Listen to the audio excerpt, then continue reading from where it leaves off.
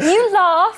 This is actually quite traumatic for me. The HP franchise has graced the audience with mesmerizing memories. Now see for yourself which scene they absolutely dreaded filming Annoying.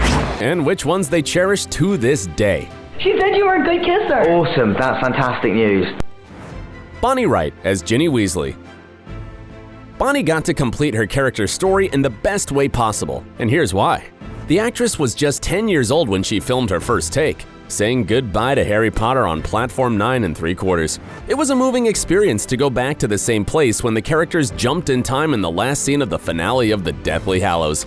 The young girl who played Ginny's daughter, Lily Potter, was also 10, just like Wright had been on her first day a decade previously. The actress began her unforgettable journey in the wizarding world in that very place and finished her last scene staring at her protege. It was such a bizarre feeling, the actress revealed. It was a complete cycle of a generation. Yet fame came with a hefty price tag for the actress. Being a child star and a role model for millions of viewers took a toll on Bonnie. The HP star told Britain's Daily Telegraph that having paparazzi follow her and post unflattering pictures was too much to handle.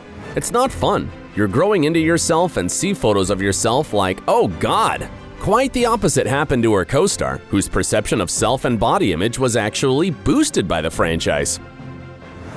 Welcome Ivana Lynch as Luna Lovegood. Ivana can only compete with Emma Watson for the title of superfan of the franchise. In fact, landing the part ultimately saved the actress's life. Ivana spent years writing to J.K. Rowling, eventually becoming her pen pal. When an opportunity to try for a role arrived, it became the only thing that distracted Ivana from the eating disorder she was battling at the time. Playing Luna got her on the path of recovery. However, her character scenes are not the ones that impressed her the most. To this day, Ivana recites Dumbledore's line from the finale. Of course it's happening inside your head, but why should it mean that it is not real? I love that. I feel like that's a perfect one for anyone who's an artist or in the arts. For the actress, it became a life motto that meant anything she can imagine can become real. Yet that did not stop her from feeling anxious when she arrived on set for the first time. Lynch told Us Weekly she had to rehearse her conversations with Radcliffe, Watson, and Grint in her car, but they never worked out as she planned. Girl, haven't we all been there? Someone to whom rehearsing wasn't much help was Michael Gambon, or, as we know him, Albus Dumbledore. Well, I hardly ever knew my lines. Remember that long and grand speech Dumbledore delivered in the Great Hall? The truth is, Gambon can never memorize the whole piece, so the producers put it on big boards at the end of the hall so he could read it during the take. Having such an extensive filmography, it makes sense that the HP star tends to forget about the films he's been in. However, one thing he can never get over was his appearance in the franchise. And guess what? His clothes weren't the problem. In fact, the layers of silky capes and carpet slippers he wore are probably the best items a person can wear to work.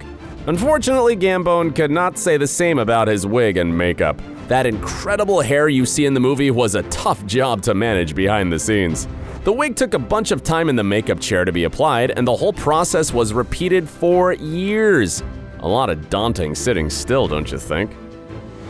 That reality was not a thing for Oliver and James Phelps, though. These two always had the best time on screen and behind the scenes, no doubt. Oliver revealed his favorite moments were the joke-cracking bits and the action-packed sequences.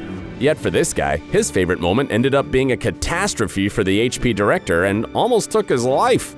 Phelps explained the behind-the-scenes story of the Goblet of Fire, saying, "We were having a fight and Mike said, 'Who wants to fight me?' And like a fool, I said, 'Oh, I will.'" Long story short, Phelps ended up breaking Mike Newell's rib. What a day that was. Unlike his brother, James had a less traumatic experience. The Weasleys' joke shop was his favorite bit to shoot on set because the detail that went into all the props was fantastic.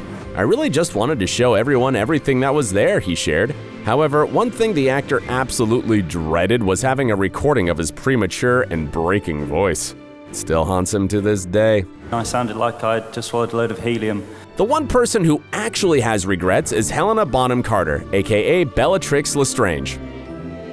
The actress's role was so moving, terrifying, spooky, and insanely good.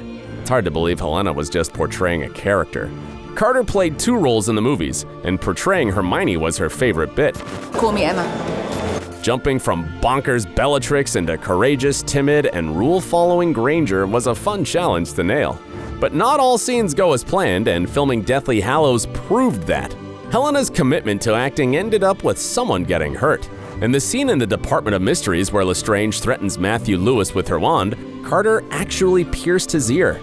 Unfortunately, the actor moved towards the wand and it actually perforated his eardrum. I think I took my sadism a bit too literally, the actress shared. Poor thing kept quiet despite the pain, and it was only later that the producers told Helena that he had internal bleeding. Wow, he's one courageous guy.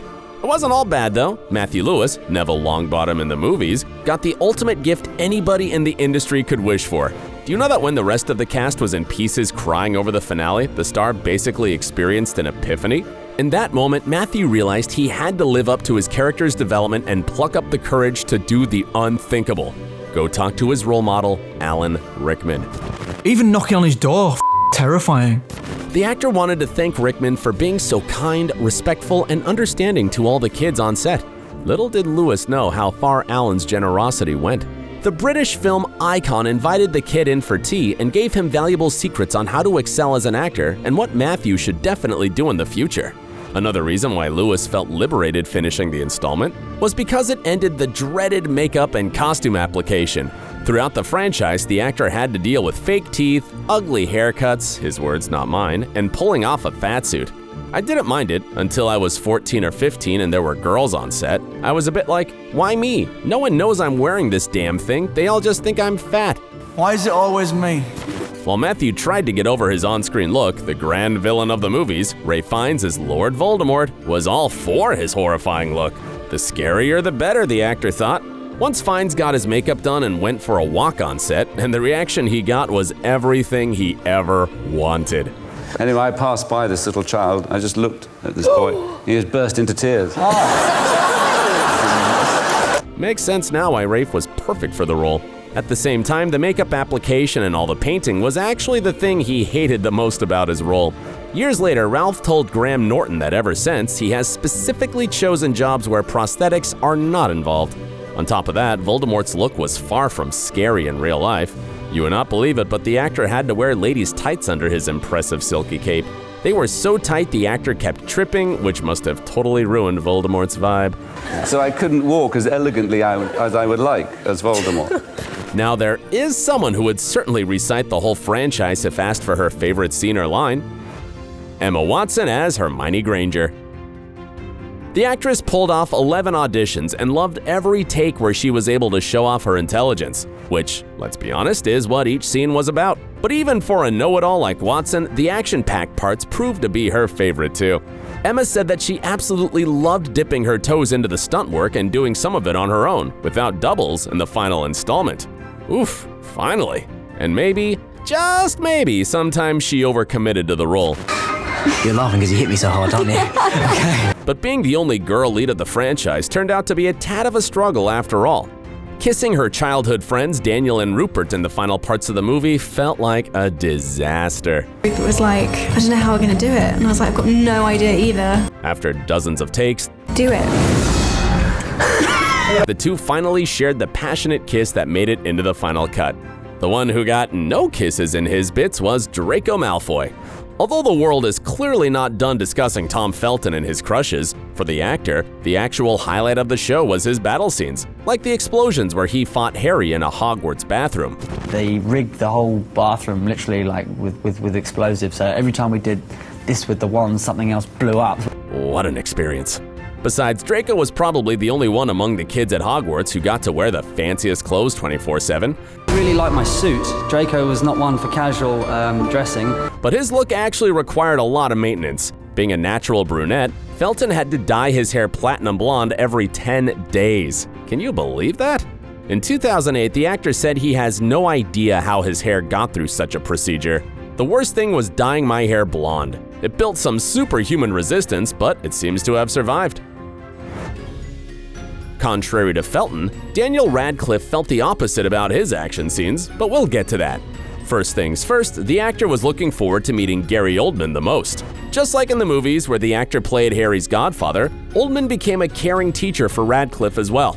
Gary taught him how to play Come Together on guitar in between takes and helped him polish his acting skills. He's a really sweet, sweet man. Now, what Daniel was the least excited about was his Quidditch scenes. Despite being one of the key players as depicted in the movies, the flying on the broomstick, catching the snitch, was his least favorite part of the Harry Potter experience. I never felt cool at any point. Truth be told, it was not a pleasant experience, and it hurt the actor quite a lot to film. The moment Daniel heard the last 2 movies involved no Quidditch scenes, he felt relieved that his suffering was over. Now, can you guess who had the worst reputation on the HP set?